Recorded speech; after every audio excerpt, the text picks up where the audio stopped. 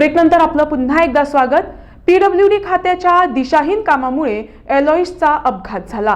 मात्र पुढे सरकारी इस्पितळात नेल्यानंतर एलॉइसला आपले प्राण गमवावे लागले। कारण होतं केवळ इस्पितळ प्रशासनाची असंवेदनशील वृत्ती आणि वेळीच ओळख न दाखवल्यामुळे। ऐकूया काय घडलं। The chain of events that happened from the time Aloysius was taken in an ambulance, first to the district hospital in Mapsa and later to GMC. I have certain thoughts. If a patient is met with an accident and we ask the 108 to take him directly to GMC because we know how his situation, they say na baba amka police ana district and warma. So they take him to in case of Aloy, they took him to district. The doctor saw him and said no, we can't do anything, take him to GMC. If the doctor at a district hospital is saying we can't do anything, what is the use of the ambulance wasting that time? How much time is lost from the Green Park Highway to district and just getting a reply from the doctor saying amka kai kurung jaina tu teka GMC nor. So what I'm saying is there is a paramedic in the ambulance, right? There's a paramedic in 108. Is he not qualified enough to look at the patient or analyze and see how serious it is? I'm sure he knows what the district is capable of, what the doctors at district hospital are capable of. Can't he make a decision whether the patient is supposed to be directly taken to GMC or to be taken to district? Okay, see, after all of this, he was taken to GMC. He was lying on the bed for a minimum of 1.5 hours without any attention. Without attention, he was lying on the bed. Just one oxygen mask was put for him. That's it. That oxygen mask was full of blood. Me as his cousin, when I walk into GMC and look at him in the casualty, it's heartbreaking. Come on, it's a government hospital. We are people of Goa. At least first aid which was given in the ambulance should have been continued. Later on, after because we had contacts in the higher places, we made calls, and then later on the doctor came and decided to slit his throat and give him some another way of breathing. So what I'm trying to say is why do people of Goa need to have contacts in order to get proper health facilities?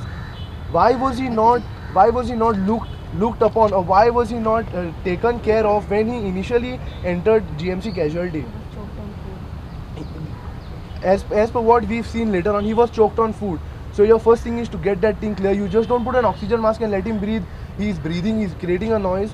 At the same time, another patient comes with a leg fracture. All the sisters and nurses are gone to clean that. Is that more important, or is this case more important? I'm not saying just because he's my cousin. It may be anybody else. But is a patient who has a brain damage more serious, or a person who's come in with a broken leg? The government has to look into this. For a particular blood test, suddenly the doctor comes at 4 o'clock and he's telling us, go get his blood test done from Manipal. You're a government hospital. Why is that blood test?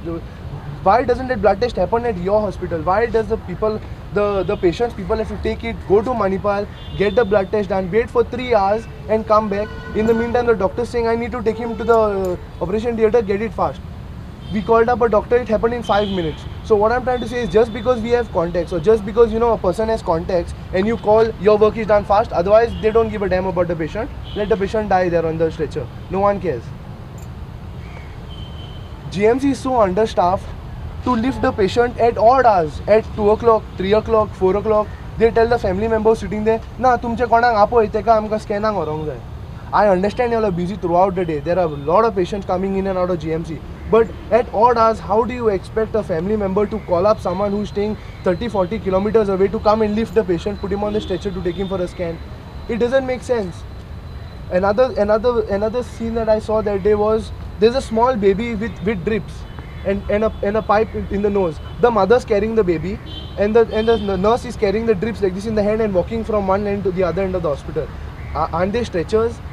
Aren't there any other health facilities that can take the child from one place to another? The government has to look into this really very carefully, because it's the matter of life of the people of Goa, right? Morgue.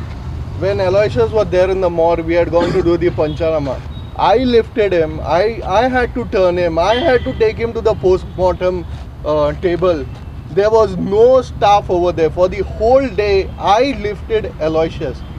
And for a family member to do that, it is very traumatic. So I want to know, what is the government doing? What is the GMC doing? You all don't have staffs over there? Are you all asking the family members to lift their loved ones in the morgue? I don't understand this.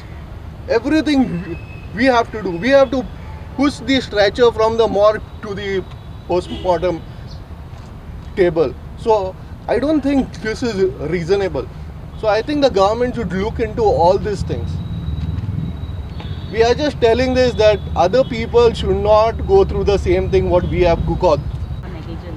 Yes, Yes, definitely. yes. We will be taking it up legally against the contractor and if required by on the PPWD. Our main motive to have this conference is we could not stop what happened to Eloy, but we want to create awareness. We want the people, the youth of Goa to wake up. This is our Goa and protecting each other is our duty. See, today it happened to my cousin. See, I can't bring back my cousin from the dead. He's gone. But I don't want that same thing to happen. We know what we've gone through when we were at GMC. We know what all went through our minds because he was not being treated. At least through us, someone else should not suffer. What has happened to us has happened to us. Eloy- But then someone else should not suffer from what we've suffered.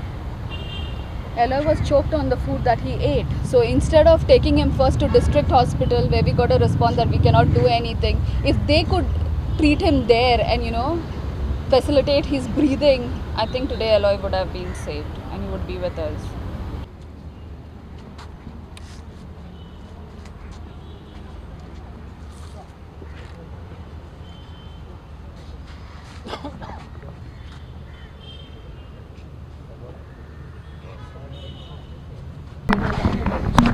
GMC, they delayed for 1.5 hours. No doctor was there. When we called Amarnath, then he called Rani. After calling Rani, the doctors came running. Why this is? For what? Now we have this thing. Suppose we know this. We have now other people don't have anything. Then what they'll do?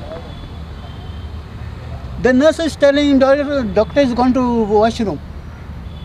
How many times? How many hours? This is what is happening in GMC. Bas.